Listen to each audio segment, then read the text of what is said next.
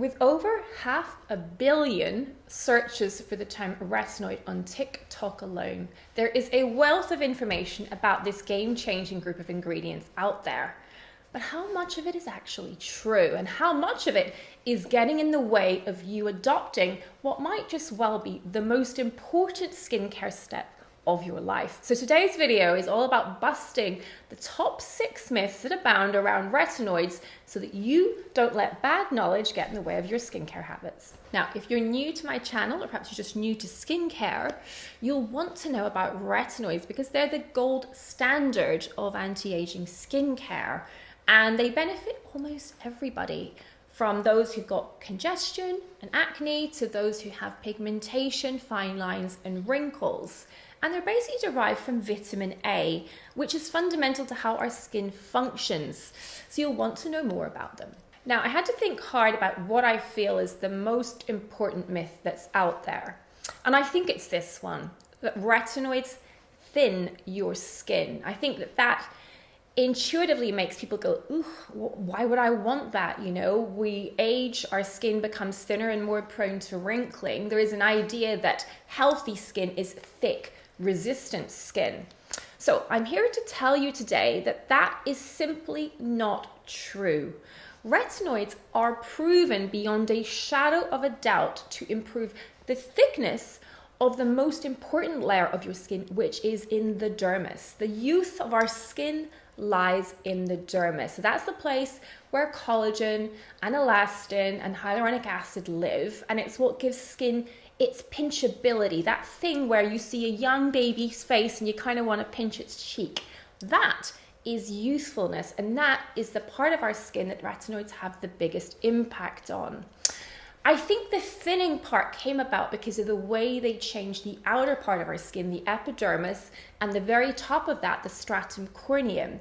Retinoids make that bit of our skin a little thinner and more coherent. It forms a smoother, more effective barrier that over time starts to look better too, because it's optically brighter, the light bounces off of it, making skin healthy and glowing. But this is not a disadvantage. This is still a way in which the retinoid is enhancing our skin's function, and the two things together are what makes skin look so great when you use a retinoid.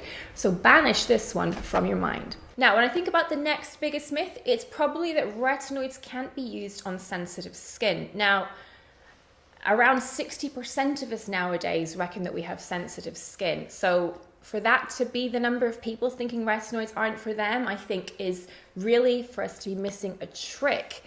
And truthfully, I don't think it's correct. I think a lot of us are using overly fussy skincare regimes in the first instance. And I think that if you are coming to retinoids from a place of having already discovered alpha hydroxy acids, for example, or vitamin C, actives that perhaps seem easier and more accessible in the first hand, and then you're coming to retinoids later, sometimes that makes us think, ugh, you know what, it's just not worth the hassle. My skin is sensitive. But I do think when it comes to prioritizing actives that can make a big difference to your skin, it's really worth taking stock of what you're trying to achieve in the first place, because for many people, a retinoid on its own will do so much more than other more mediocre ingredients, if I'm honest with you. So if you are prone to breakouts or congestion or fine lines or pigmentation, you really want to think about whether or not you are prioritizing the right thing and actually stopping everything else and giving your undivided attention to your retinoid is probably the right way to go about negotiating your sensitive skin and focusing your attention on the right tool. The great thing is that there are retinoids for just about everybody. This is not just one bucket of ingredients and it's kind of a, one size fits all. Absolutely not. There are lots of different retinoids and there will be one that's right for you. We talk about the retinoid ladder, and you go onto the ladder at the level that's right for you. If you've got thick, resistant, oily skin, you might go further up than somebody who's got thinner skin that's more prone to reactivity. But there will be a rung that you can start at. And I think what's really key is that you build the right support system so that when you start your retinoid, you've got the backup products that allow you to use it correctly and safely. So for me, that means stripping back your cleansing, gentle, non-foaming, gel-based cleanser that doesn't dry your skin out and deplete your skin barrier. You probably have a barrier repair product to hand just in case. You might use something lighter in the day, but a barrier support product at night will help you mitigate any of that kind of transient dryness or redness that can come about when you first start using a retinoid, and you'll want to use a sunscreen. So when you put that package together with your retinoid, it's often very surprising how manageable starting a retinoid can be. So the key thing is to start less often using smaller amounts and think about titrating up the dose and frequency of your retinoid over the course of 6 weeks to 12 weeks. I mean, it doesn't really matter. You could stay using your retinoid twice a week for a month. That would be fine. You would start the process of retinization. You'd start to see those changes happening, and you would really slow down the chances of any sensitivity actually popping up.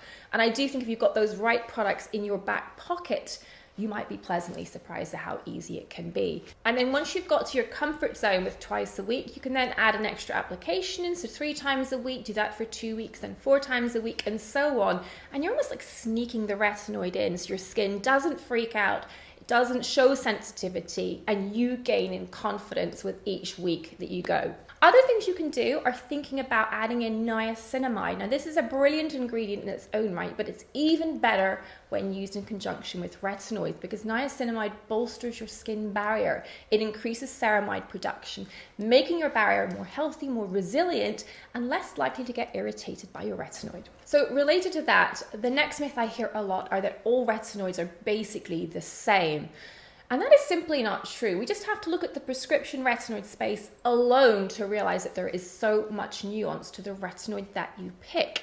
So in the one hand, if we look at Differin or adapalene, which is actually available over the counter in the US, here in the UK it's on prescription.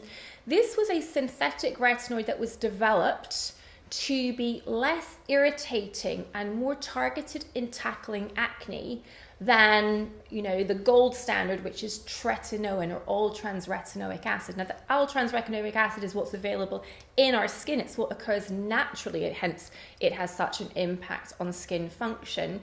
But clever scientists took all-trans retinoic acid and looked at how it interacted with retinoid receptors, and specifically which retinoid receptors were focused on the pore where congestion and comedone formation are at the root cause of why acne occurs. So Differin hones in on that. It doesn't have so much of an impact on fibroblast function, so it's less useful for anti-aging, but it's great for acne and it improves tolerability. That's what's really key about it.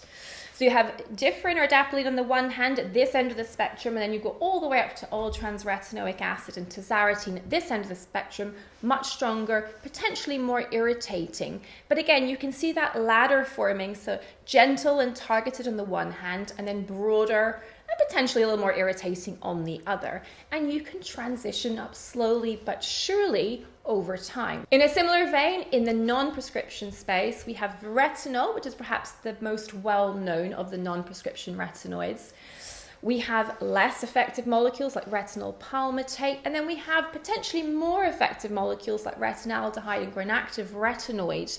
All different strengths, all potentially with different ways of interacting with those retinoid receptors to give their own specific pattern of benefits. There'll be one that's right for you. My personal favorite is granactive retinoid in the non-prescription space because it's super stable, doesn't break down in the pot, unlike its cousins retinol and retinaldehyde.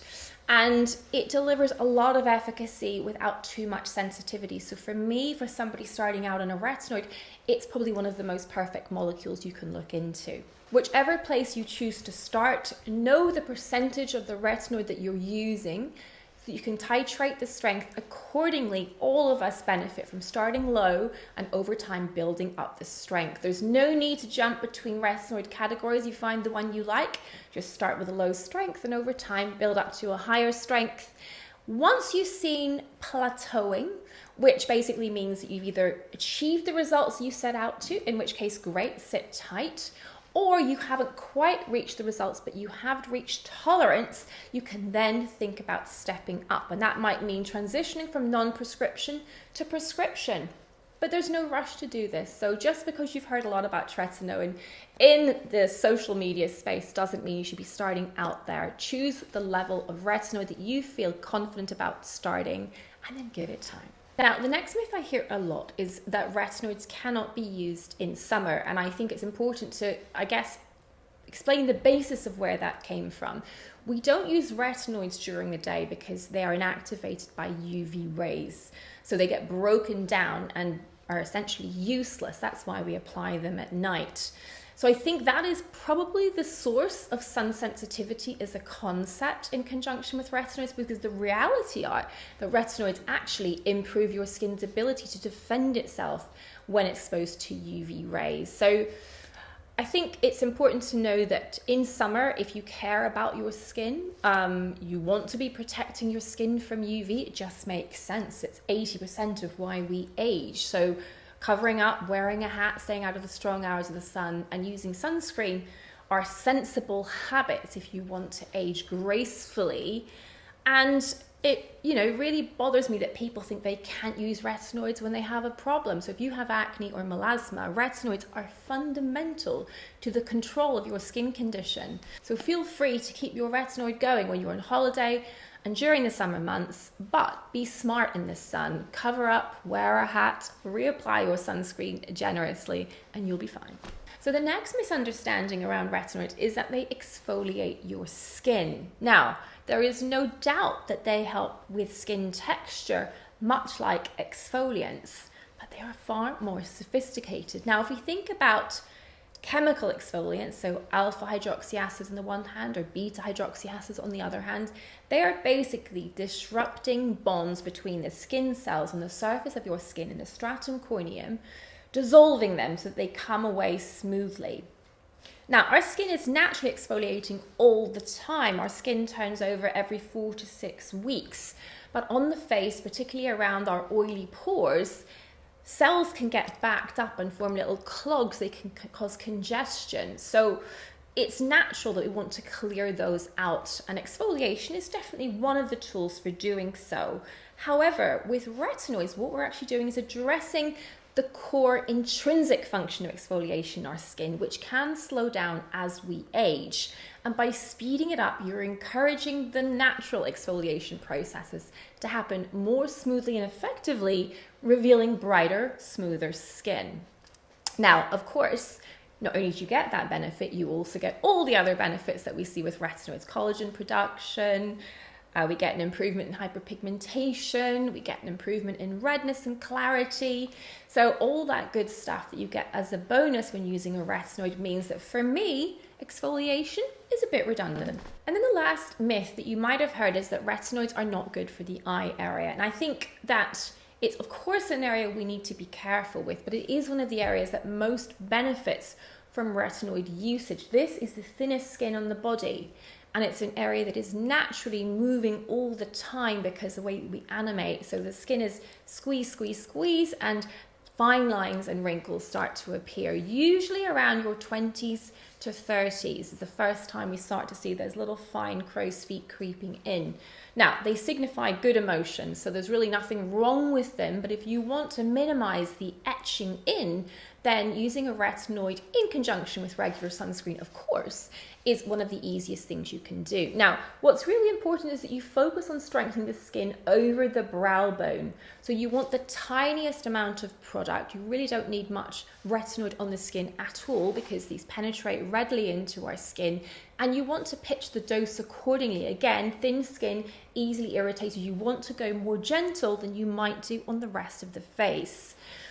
I always educate patients to think about tackling their eye area later on. It's not the first thing that we suggest when we're introducing retinoids into a routine. It's what I call advanced retinoid usage. So get your confidence up by treating the thicker, more resilient parts of the face first.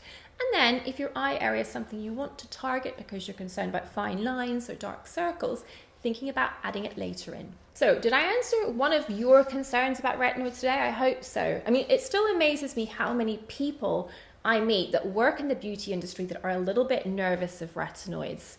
And oftentimes it's just this low level anxiety because they've heard these various stories, these various myths, and it just becomes a blocker because there's a fear around using them and what might happen. Now, I'm hoping that I've given you some reassurance today and perhaps the confidence to do something for your skin that can be incredibly positive.